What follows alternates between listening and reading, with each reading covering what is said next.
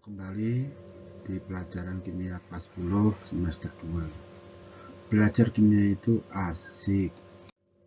Oke, hari ini kita akan membahas tata nama senyawa kimia.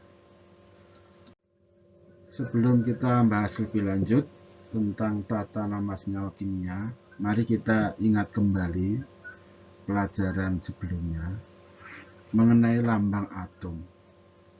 Jadi lambang atom itu ditetapkan oleh suatu organisasi kimia internasional yang disebut dengan IUPAC, ya, International Union of Pure and Applied Chemistry. Sebagai contoh, misalkan di sini karbon. Karbon itu kalau bahasa Indonesia huruf pertamanya K, tapi kalau bahasa Latin huruf pertamanya C, ya kan? Nah, kemudian kalau kita lihat di tabel sistem periode unsur, karbon itu dilambangkan dengan C, bukan K, ya kan? Tapi C. Begitu juga kalsium. Kalsium dalam bahasa Indonesia huruf pertamanya adalah K, kemudian bahasa Latinnya adalah C, ya, Celsium. Nah, kemudian lambang atom yang kita temukan adalah Ca, ya, dan seterusnya. Ya. Artinya apa? Artinya bahwa lambang atom itu diambil dari huruf pertama besar, kemudian kalau memungkinkan ditambahkan huruf kedua kecil dari nama Latin, ya, nama Latin, bukan nama Indonesia, ya. Contohnya misalkan sini perak itu kan bahasa kita, bahasa Latinnya adalah argentum, maka Ag. Emas itu bahasa kita, ya, tapi bahasa Latinnya adalah aurum, maka mas lambangnya Au.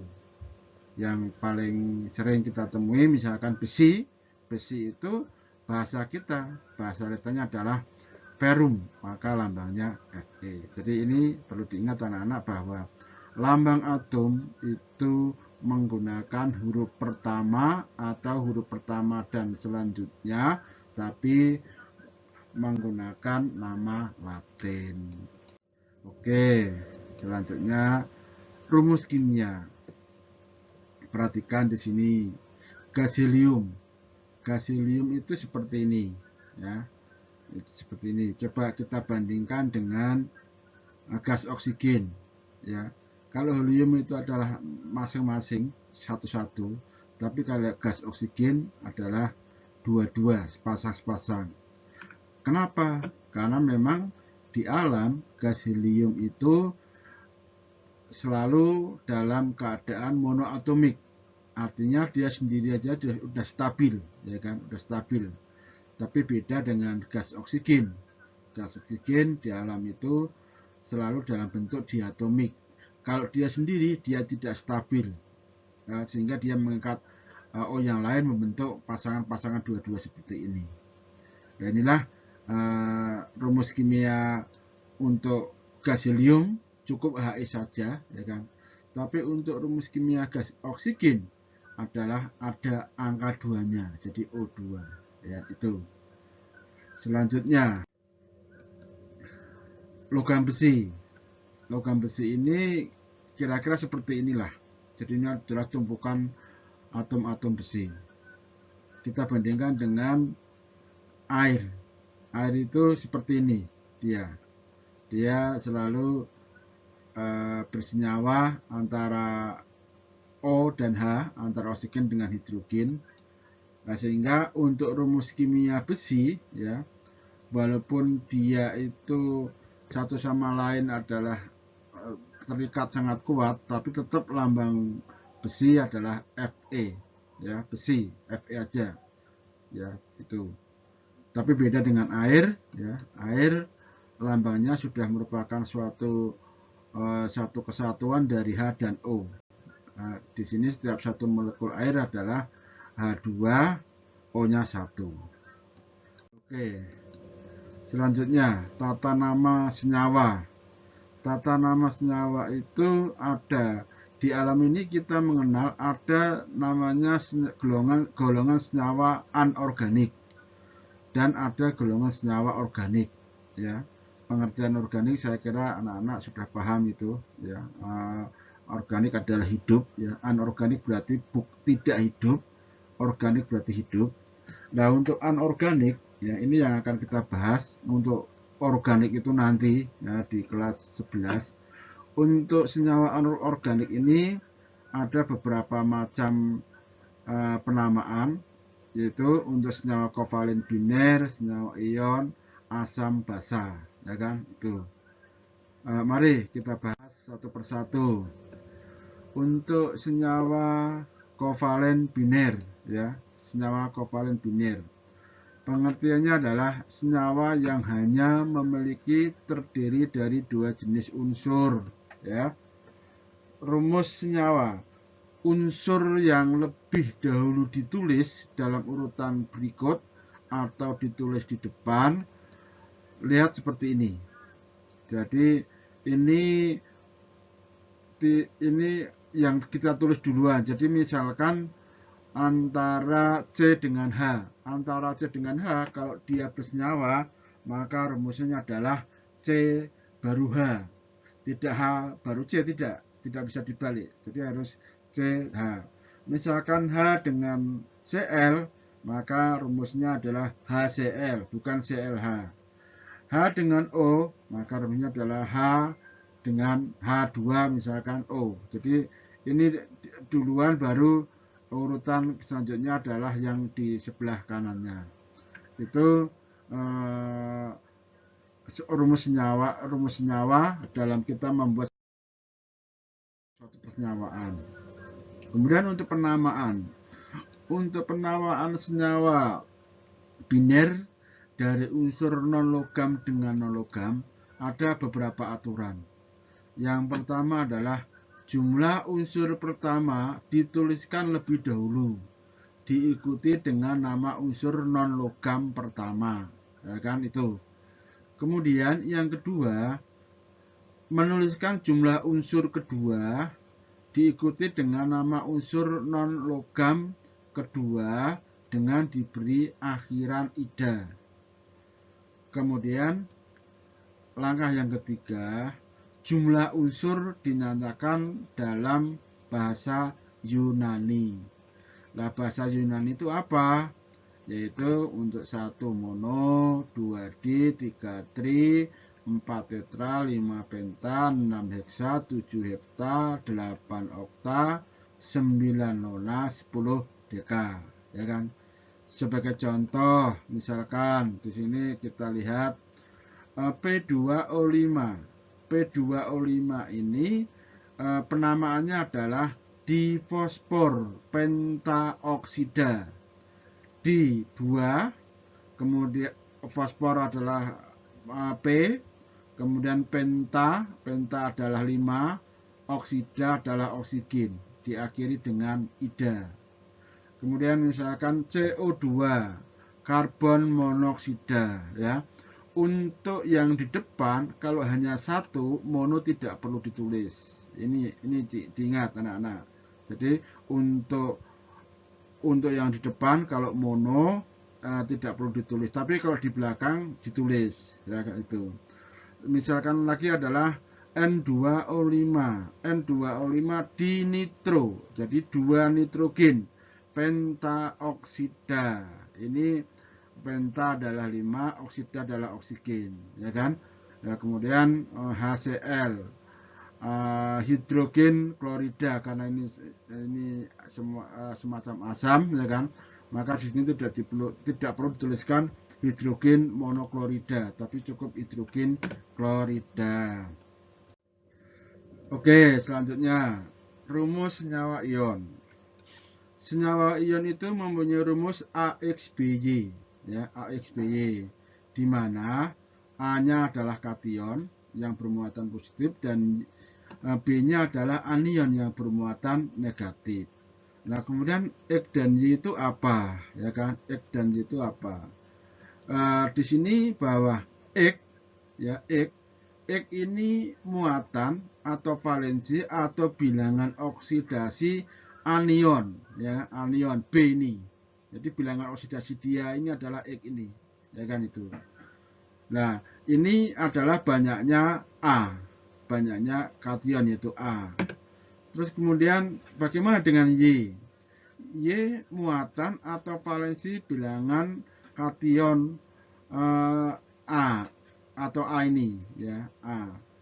Nah, tapi dia banyaknya B.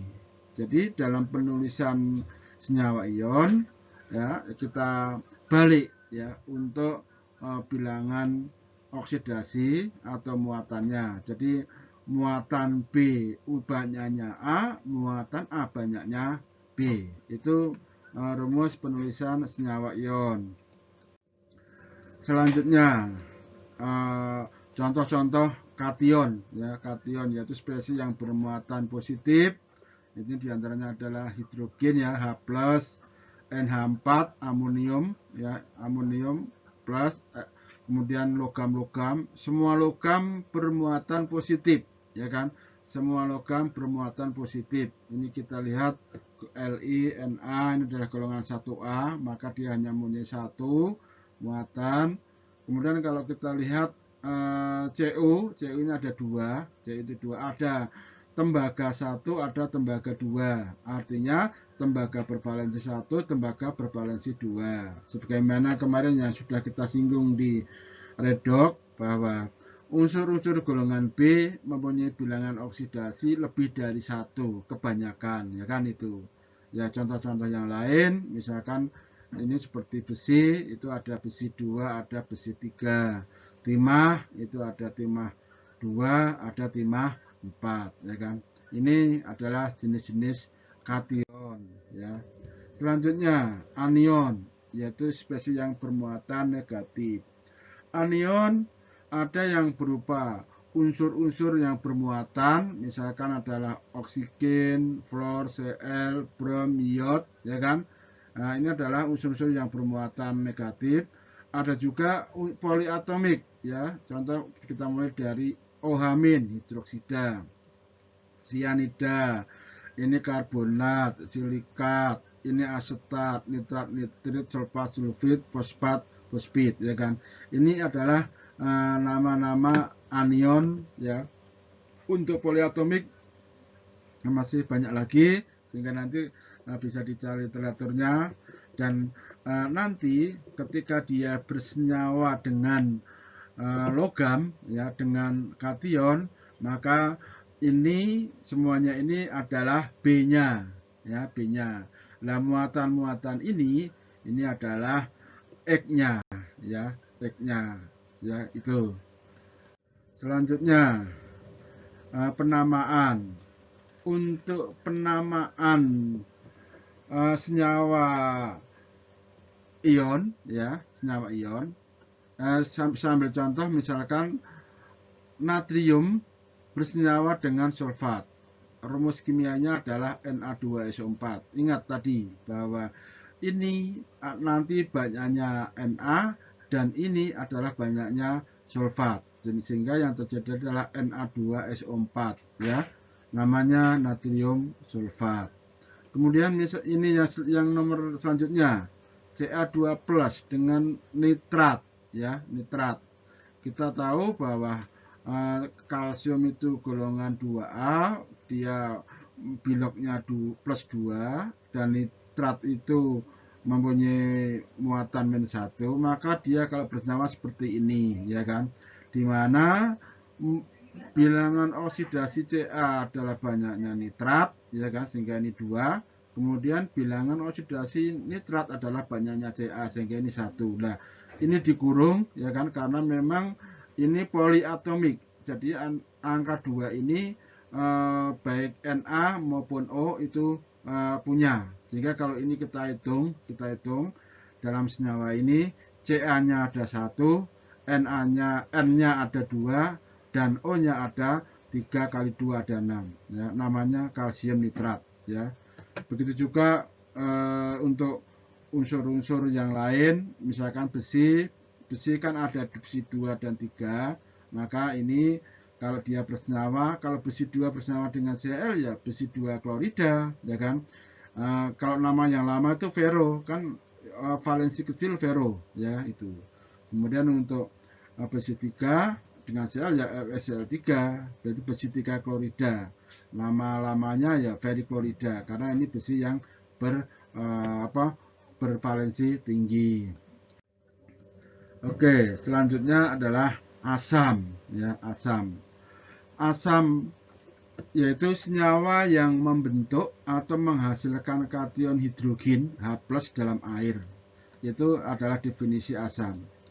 Adapun untuk tata nama asam ya, hidrogen diganti dengan asam.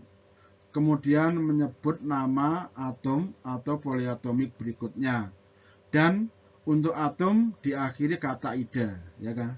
Jadi nanti kalau asam itu dengan atom ya, atom yang belakang diakhiri dengan ida. Tapi kalau asam itu poliatomik, ya kan, itu tidak perlu ditambah ida.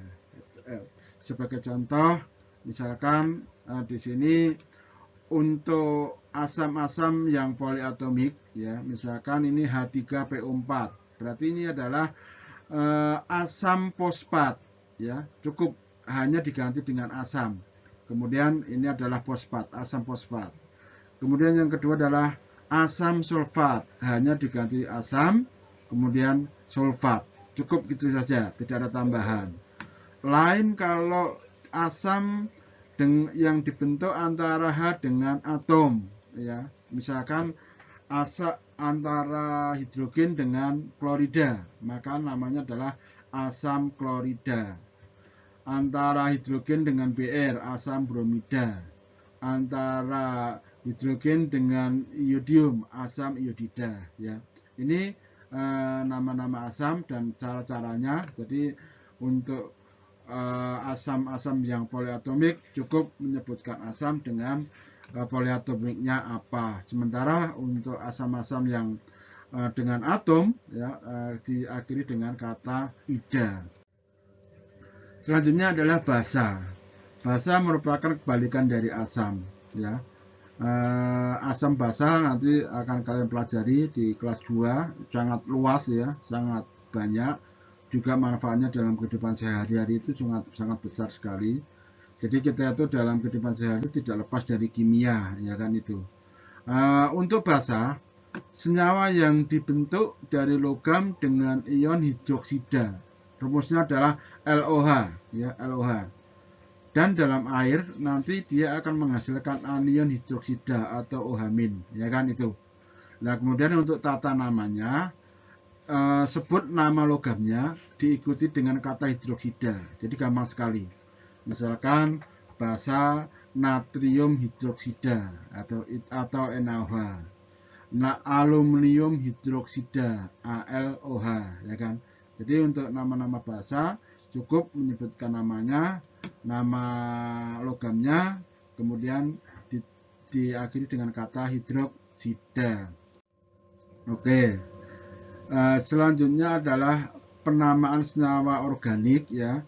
Untuk senyawa organik itu sekali lagi nanti dibahas di kelas 2. Jadi nanti senyawa organik itu intinya adalah hidrokarbon ya, hidrokarbon, dimana hidrokarbon itu nanti hidrokarbon dan turunnya sangat banyak sekali, sangat luas. Nah untuk sekarang ini yang mungkin sebagai gambaran ya, contoh misalkan CH4. CH4 ini mempunyai nama, yaitu dia adalah gas-gas metana atau gas alam ya. Itu CH4. Kemudian misalkan yang kedua ini CONH2 2 kali, ini adalah urea ya, namanya urea gitu saja. Kemudian ini adalah asam astat ya, asam astat ya. Itu kemudian misalkan yang ini adalah glukosa ya kan, misalkan ini adalah formaldehyde dan sebagainya. Dan nanti untuk lebih luasnya lagi untuk pembahasan senyawa organik ini nanti di kelas 2 ya kan, kalian di sana akan mengenal lebih luas tentang kimia hidrokarbon dan turunannya, dan memang pembahasannya sangat luas. Oke. ternyata sudah selesai. Sekian, terima kasih. Salam kimia. Assalamualaikum warahmatullahi wabarakatuh.